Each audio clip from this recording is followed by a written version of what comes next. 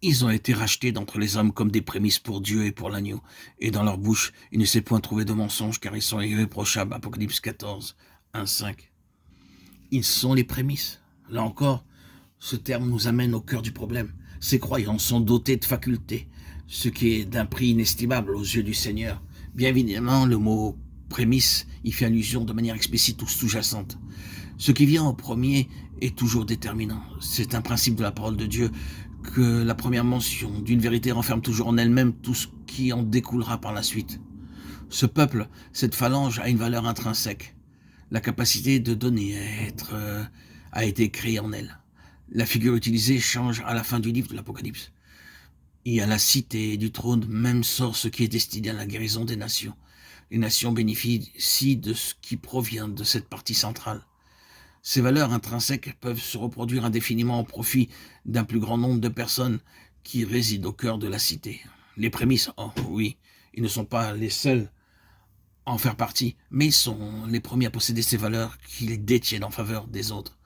Ce pouvoir de transmission s'exerce grâce à cette faculté engendrée dans la souffrance. N'est-ce pas conforme au principe que nous venons d'évoquer? La plupart d'entre vous savent fort bien, votre propre expérience étant là pour en témoigner, que si vous avez été en mesure d'aider une personne, c'est parce que vous avez traversé une épreuve qui a créé en vous la capacité de le faire. Il ne s'agit pas d'une simple transmission d'informations.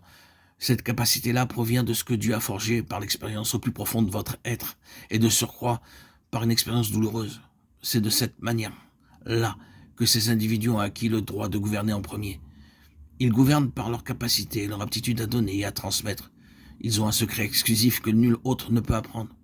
Ici, l'idée implicite est qu'ils se sont engagés à fond avec le Seigneur et qu'ils jouissent en contrepartie d'une position élevée pour le servir. Ce passage, Apocalypse 14, 1, 5, ne nous dit pas ce qu'il représente pleinement par rapport au dessein de Dieu, mais il nous reste à les voir à la lumière d'une plus ample révélation.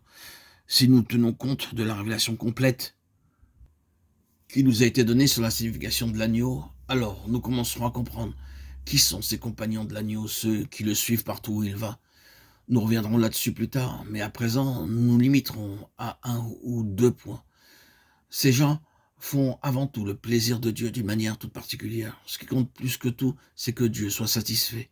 Ils ont offert à Dieu l'héritage qu'ils cherchent dans les saints. Ils ont répondu aux exigences de Dieu, et ceci a du poids.